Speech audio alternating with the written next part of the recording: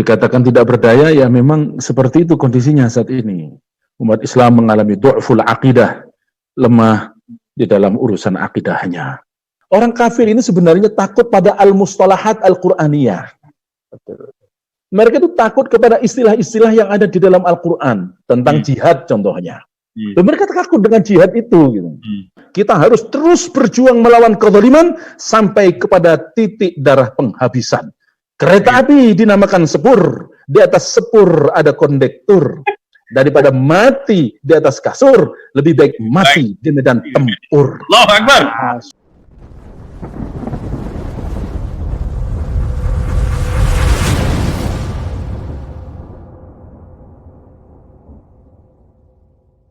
Kondisi umat Islam ini sebenarnya itu nampaknya sudah tidak berdaya.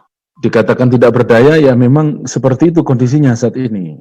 Umat Islam mengalami du'ful aqidah, lemah di dalam urusan akidahnya. Jadi mudah diombang-ambingkan akidahnya itu. Bisa menukar akidah dengan materi, menukar akidah dengan dunia, hanya karena beras, baju, dan uang yang disebut dan disingkat dengan berjuang, berubah pilihannya. Itu masalah. Itu masalahnya ada pada masalah akidah. Karena masalah tongket, dalam bahasa Madura, setong seket, karena uang seket ewu, akhirnya berubah pilihannya. Itu karena masalah lemahnya akidah, du'ful akidah, dan lain sebagainya.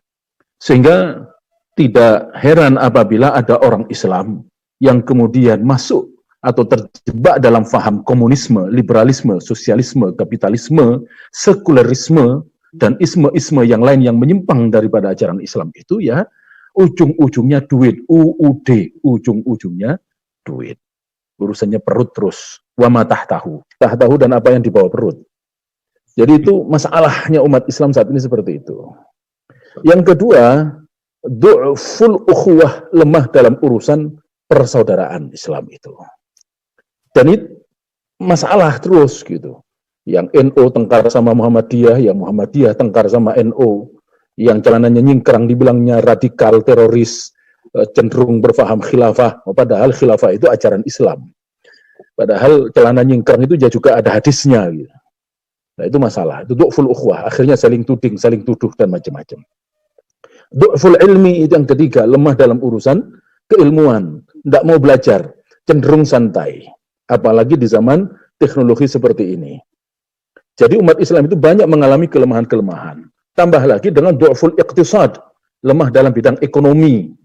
Nah, lemah di bidang ekonomi ini memperparah kondisi dan situasi umat Islam. Du'fus siyasah, lemah di dalam urusan politik. Ayo umat Islam ini harus sadar tentang politik, rebut kekuasaan. Nah, itu memang betul begitu. Makanya Allah yarham abina Kiai Haji Muhammad Ma'asum itu pernah memberikan amanat agar supaya umat Islam itu bersatu. Umat Islam itu beliau memberikan pesan umat Islam itu harus kokoh, solid. Jangan lemah dalam urusan tadamun ini. Gitu.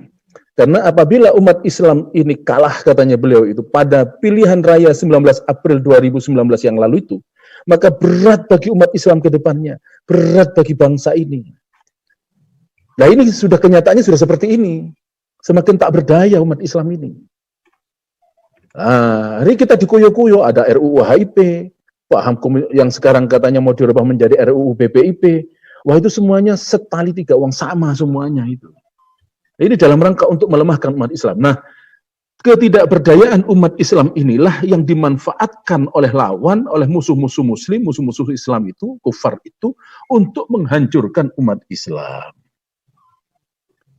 Ketidakberdayaan kita itu dibuat begitu. Karena memang mereka itu terus berusaha. Bagaimana caranya, di mana celahnya untuk melemahkan dan menghancurkan umat Islam. Dan itu ada dalam surat Al-Baqarah ayat 217. Wala yazaluna yuqatilunakum hatta yaruddukum an dinikum in istata'u. Mereka tidak akan pernah berhenti untuk memerangi kalian sampai mereka itu dapat mengembalikan kalian dari agama kalian kepada kekafiran. Kita itu ingin dijadikan orang kafir. Walan tarda ankal yahudu wala nasara hatta tattabi'a millatahum. Lanjutan dari ayat tadi, surah Al-Baqarah ayat 217 tadi, in istata'u. Nah, itu jika mereka itu bisa, jika mereka itu sanggup, jika mereka itu mampu. Tapi karena umat Islam ini memang orangnya kuat-kuat, insya Allah mudah-mudahan diberikan kekuatan, maka umat Islam ini harus bersatu padu, menggalang kekuatan kembali agar supaya umat Islam ini tidak dikoyo-koyo lagi, tidak dipersekusi kiai-kiainya, ustadznya Profesor Suteki nggak dicari-cari sama Bareskrim lagi, kan gitu. Lah, ini kan ustadz-ustadz itu kalau sudah ngomong begini dikatakan radikal. Saya khawatir Kiai Masri juga dicari-cari sama Bareskrim. Mau dikasih surat jalan katanya, Yai. Lah ya jalan. Lah, ayo enggak gini. Bicara tentang khilafah saat ini juga begitu. Mereka kan kait-kaitkan. Orang kafir ini sebenarnya takut pada al-mustalahat al-Qur'aniyah. Mereka itu takut kepada istilah-istilah yang ada di dalam Al-Quran tentang jihad contohnya. Dan mereka takut dengan jihad itu. Gitu. Terus berbicara tentang khilafah. Loh, khilafah itu ada di dalam Quran, dalilnya jelas. Loh, kok enak bener ada orang yang menentang ajaran Islam itu. Nah, itu bahaya itu. Makanya Imam Al-Qurtubi mengatakan mereka itu jahil, bodoh, tidak ngerti. Gitu. Nah, apalagi orang yang menentang itu jahil murakkab tentang khilafah itu. Apa jahil murakkab itu? Jahilnya bodohnya bodoh kuadrat gitu. Dungu.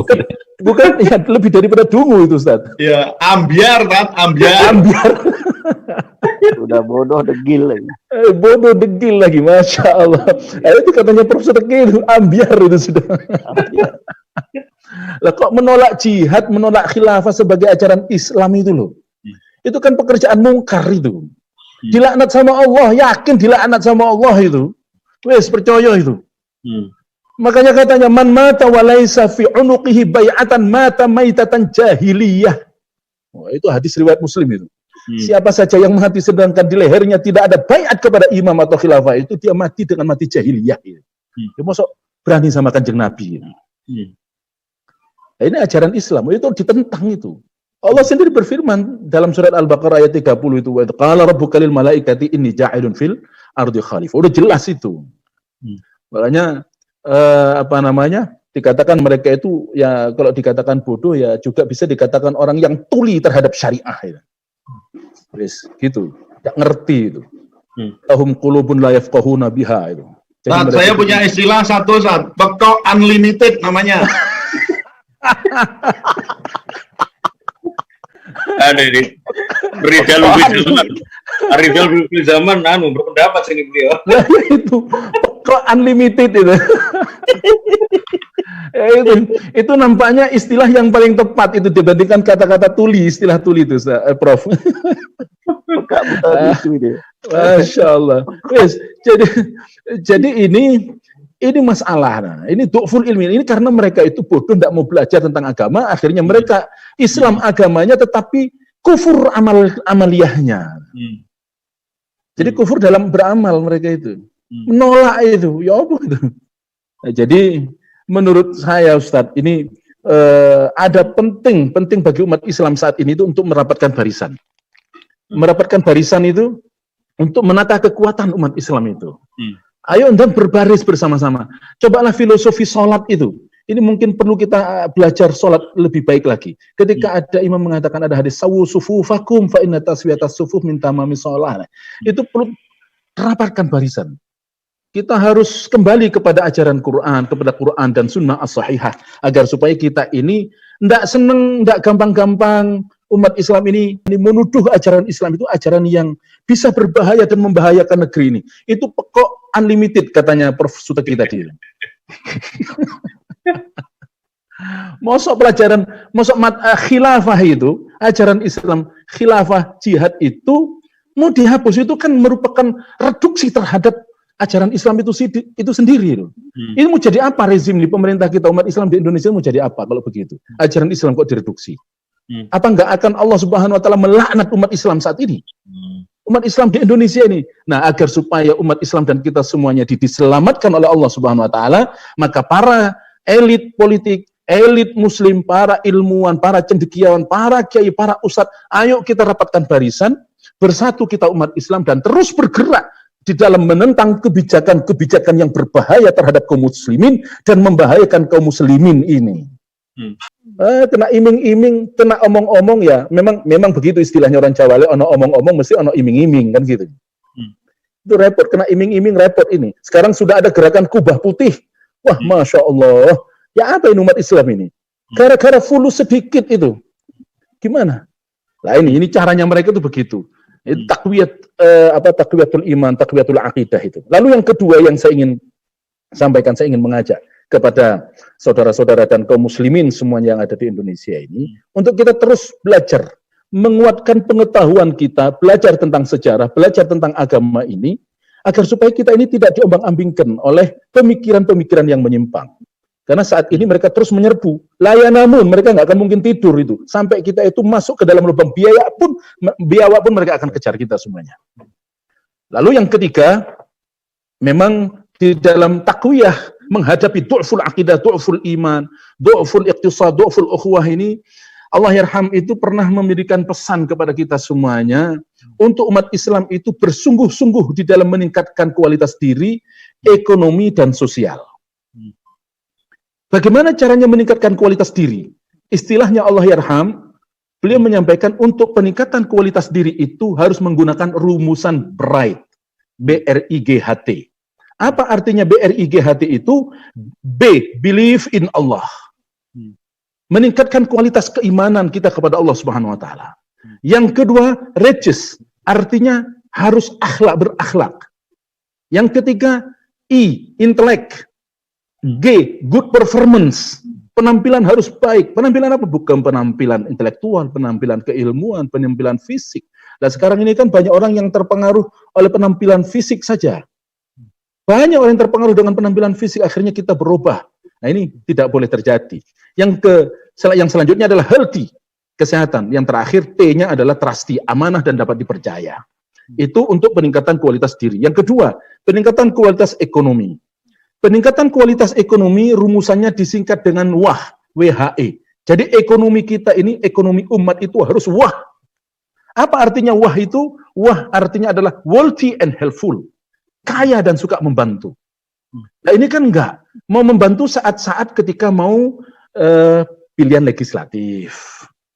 Mau membantu ketika pilpres. Kan gitu. Membantunya dilempar ke luar mobil. Akhirnya orang kayak jadi ayam. Repot. Kan bahaya, susah. Jadi ini penting untuk agar supaya umat Islam ini menjadi orang yang kaya. Nah, yang kaya ojo medit. Jangan medit. Jangan bakhil gitu. Harus suka membantu itu. Ini ekonominya umat harus begitu. Yang ketiga, di bidang sosial harus cash. Di bidang sosial itu umat Islam itu harus cash. Cash itu artinya apa? Care and solidarity for humanity. Peduli dan solidaritas sosial. Solidaritas kemanusiaan. Nah, ini penting bagi kita semuanya. Lalu yang masyhur pesannya almarhum itu adalah kita harus terus berjuang melawan kezaliman sampai kepada titik darah penghabisan. Kereta api dinamakan sepur, di atas sepur ada kondektur. Daripada mati di atas kasur, lebih baik mati di medan tempur. Allahu Akbar. Allahu Akbar. Biar. Mantap. Oke, jazakallah khair. Intinya gini ya, kita harus berjuang sampai mati. Masyaallah. Berjuang mati, enggak berjuang mati ya, Prof. Karena itu maka berjuanglah kita semuanya sampai mati. Amin Allah. Gitu ya. Itu Prof ya. Oke, Mas Rim. Ustaz Fajar, Ustaz Selamat, terima kasih. Bravo. Allah barik fikum. Kita rapatkan barisan. Unlimited itu yang benar sebagus itu. Barakallahu fiik. Barakallahu fiik semuanya. Assalamualaikum warahmatullahi wabarakatuh.